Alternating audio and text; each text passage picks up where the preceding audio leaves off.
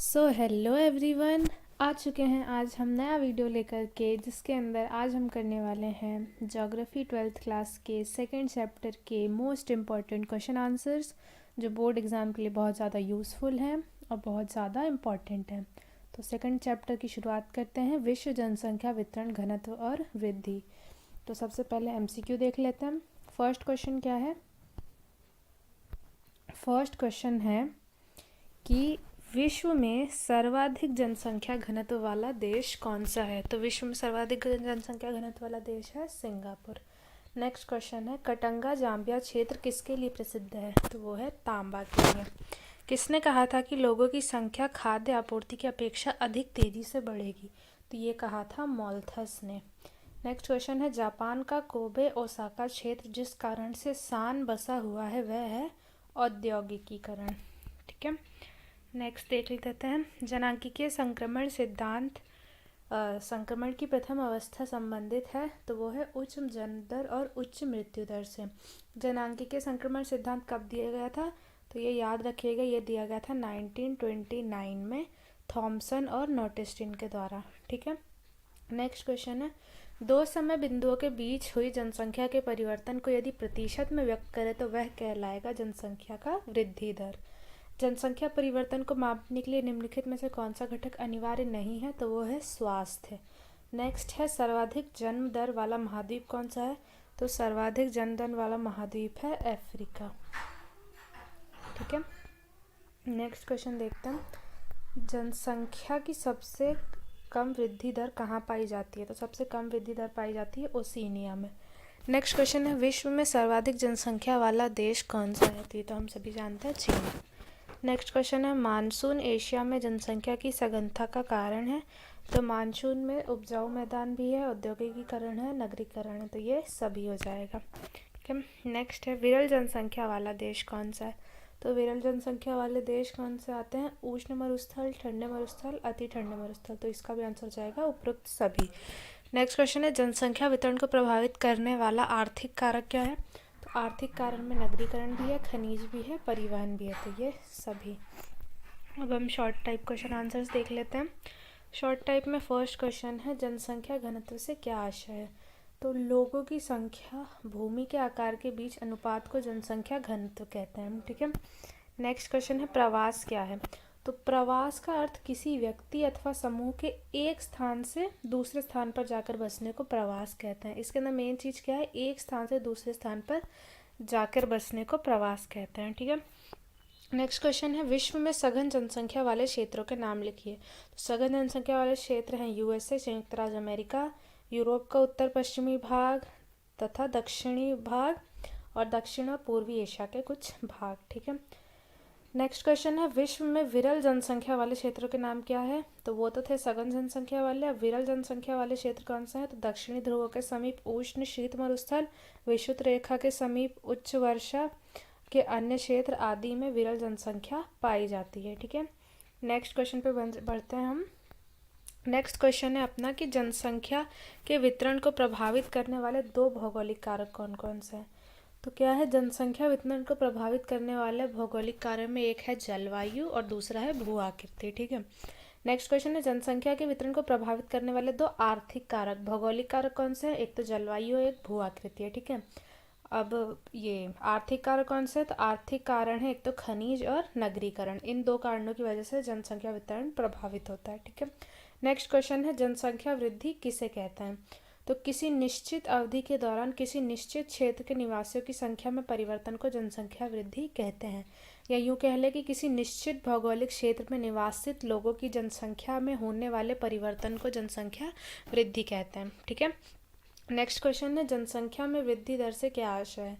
तो जब जनसंख्या में परिवर्तन को प्रतिशत में व्यक्त किया जाता है तो जनसंख्या की वृद्धि दर कहते हैं। ठीक है, नेक्स्ट क्वेश्चन पे बढ़ते हैं हम। तो नेक्स्ट क्वेश्चन है कि जनसंख्या की ऋणात्मक वृद्धि क्या है? तो यदि किसी निश्चित अवधि में निश्चित क्षेत्र के निवासियों की संख्या में कमी होती है तो इसे जनसंख्या की ऋणात्मक वृद्धि कहते हैं। ठीक है, नेक्स्ट क्वेश्चन है, जनसंख्या की वृद्धि को किस में व्यक्त किया जाता है? तो जनसंख्या की वृद्धि को निरपेक्ष आंकड़ों अथवा प्रतिशत मात्रा में व्यक्त किया जाता है। जनसंख्या की प्राकृतिक वृद्धि जानने के लिए किसका प्रयोग किया जाता है? तो जनसंख्या की प्राकृतिक वृद्धि ज्ञात करने के लिए केवल जन्म दर और मृत्यु दर का प्रयोग किया जाता है।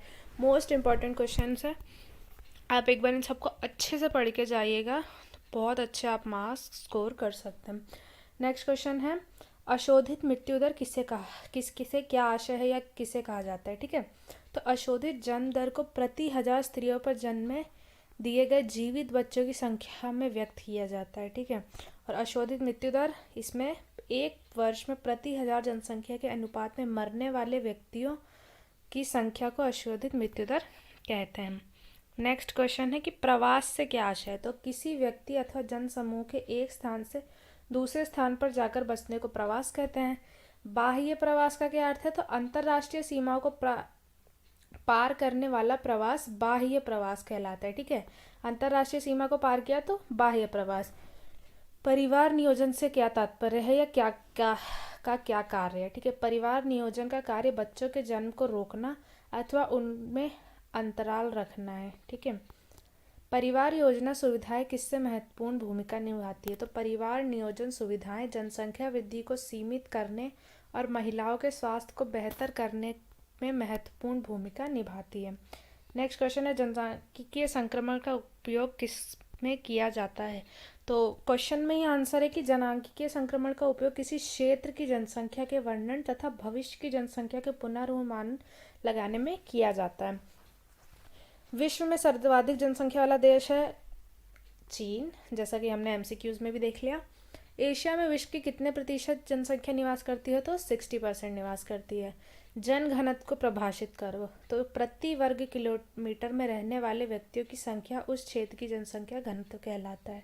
ठीक है, नेक्स्ट क्वेश्चन है, जन घनत्व का सूत्र क्या है? तो जन घनत्व इज इक्वल टू कुल जनसंख्या अपॉन कुल क्षेत्र। ठीक है, नेक्स्ट क्वेश्चन है, जनसंख्या वृद्धि का सूत्र क्या है? ये सूत्र एक बार अच्छे से याद कर लीजिएगा, क्योंकि सूत्र अपन लिख देते हैं ना किसी भी क्वेश्चन में, अपन मैथ्स में भी करते हैं, तो सूत्र लिखने का आपको एक अलग से बोनस मिलता है, एक अलग से जो कॉपी चेक करते हैं उन पे एक पड़ता है आपका इम्पैक्ट कि हाँ भाई इसने सूत्र भी लिखा है, तो अच्छा लगता है। ठीक है, नेक्स्ट क्वेश्चन है, भूमध्य प्रदेश में अधिक जनसंख्या का कारण क्या है?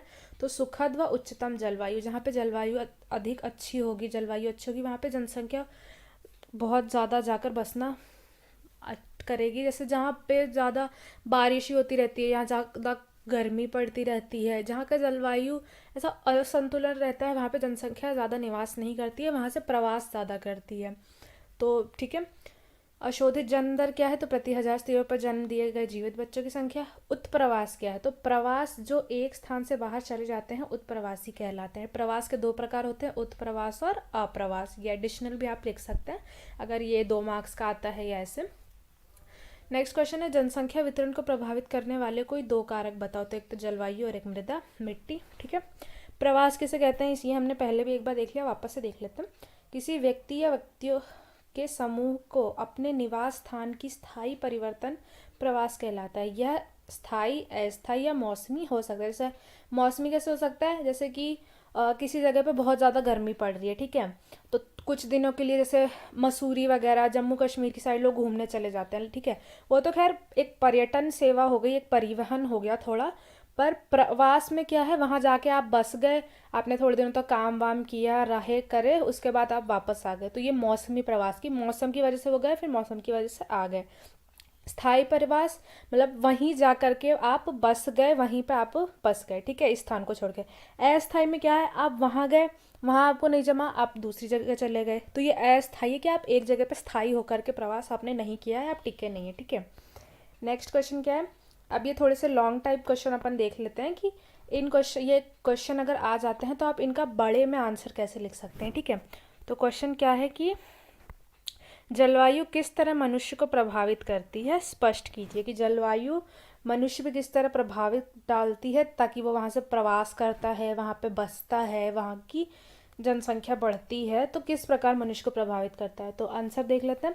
जलवायु का मनुष्य पर प्रभाव उत्तरी ध्रुव क्षेत्र में स्थित अलास्का, ग्रीनलैंड, कनाडा का उत्तरी भाग व साइबेरिया तथा दक्षिणी ध्रुव के चारों तरफ विस्तृत अंटार्कटिक महाद्वीप अत्यधिक ठंडे होने के कारण लगभग मानव विहीन पाए जाते हैं। मतलब वहाँ पे लोग नहीं निवास करते हैं। मध्य अक्षांशों में विस्तृत गोबी मरुस्थल शीत व शुष्क जलवायु के कारण जन विहीन है।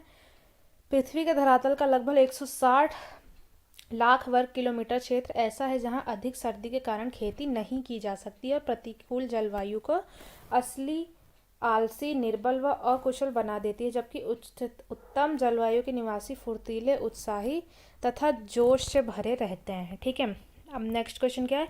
प्रवास को प्रभावित करने वाले कारकों का उल्लेख करना है। ठीक है, कि प्रवास को कौन कौन से कारण हैं जिस वजह से लोग एक दूसरी जगह प्रवास करते हैं या आते हैं। ठीक है, तो प्रवास को प्रभावित करने वाले कारक में प्रवास को प्रभावित करने वाले कारकों के दो समूह हैं, एक तो है प्रतिकर्ष कारक और एक है उत्कर्ष कारक।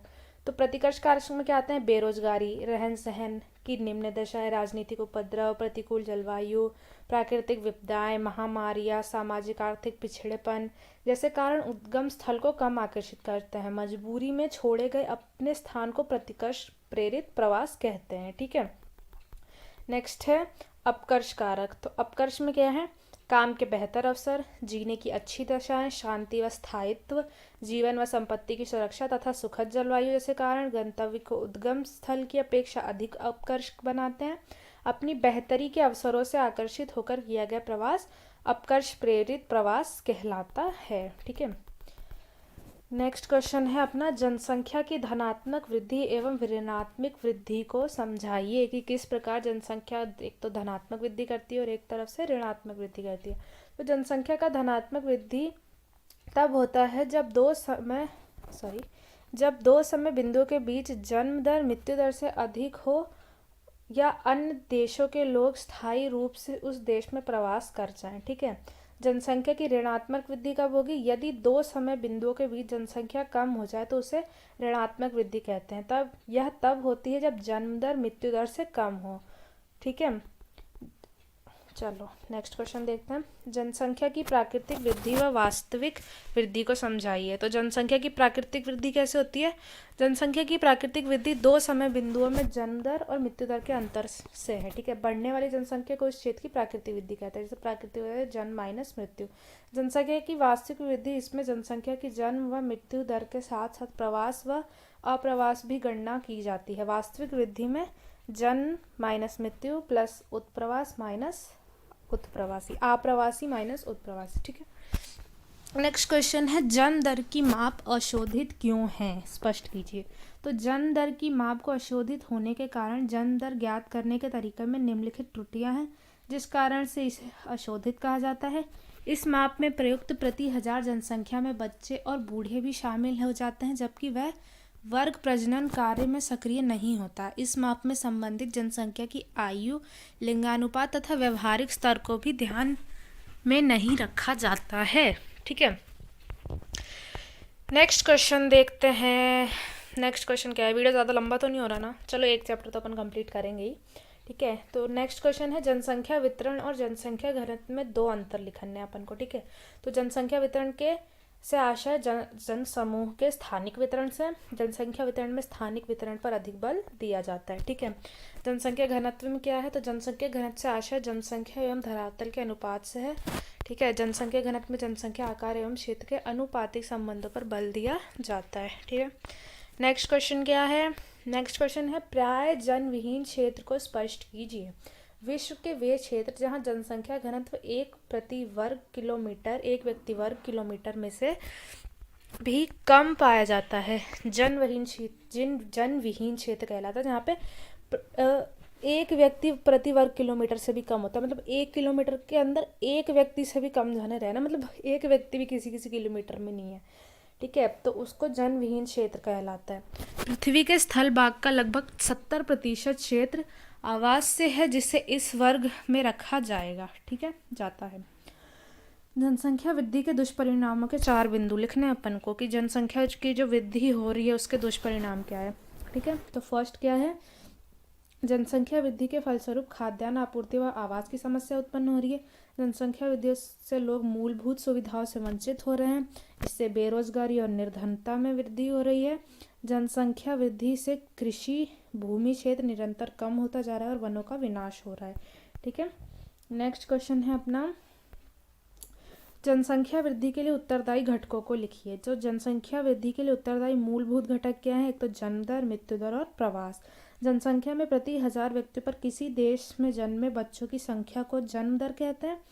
और मृत्यु में क्या है? जनसंख्या में प्रति 1000 व्यक्तियों पर किसी देश में मरने वाले लोगों की संख्या को मृत्यु दर कहते हैं। और प्रवास तो अपन ने पढ़ ही लिया कि एक स्थान से दूसरे स्थान पर जनसंख्या के स्थानांतर प्रवास को प्रवास कहते हैं। ठीक है, नेक्स्ट क्वेश्चन है अपना, जनांकीय संक्रमण सिद्धांत क्या है? सबसे इम्पोर्टेंट क्वेश्चन। इसके अंदर आप एक डायग्राम भी दिया होगा आपकी बुक में, अगर आप वो डायग्राम भी बना दोगे ना तो भी आपको बहुत अच्छे मार्क्स मिल सकते हैं इस क्वेश्चन के लिए।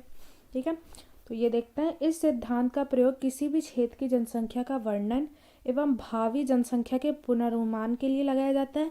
जनसंख्या परिवर्तन का यह सिद्धांत हमें यह जानकारी देता है कि जैसे ही किसी समाज ग्रामीण, खेती है, अशिक्षित अवस्था से उन्नति करते हुए साक्षर, नगरीय और औद्योगिक अवस्था की ओर बढ़ता है, किसी प्रदेश की जनसंख्या उच्च जन्म दर से उच्च मृत्यु दर में परिवर्तित होने लगती है। ठीक है, तो उसे जनांकीय संक्रमण सिद्धांत कहते हैं। So guys, finally chapter complete हुआ। ये थे अपने सेकेंड चैप्टर के most important MCQ short type question. Hope you guys understand, hope you guys will recall these question on the board exam, hope you guys will learn this. So मिलते हैं next video में अपने next chapter के साथ, उसके MCQs, उसके most short type questions लेकर के, जिनसे आपको बोर्ड एग्जाम में बहुत ज़्यादा हेल्प मिलेगी और आप बहुत अच्छा स्कोर कर पाएंगे। ठीक है, तो मिलते हैं नेक्स्ट वीडियो में। Thanks for watching.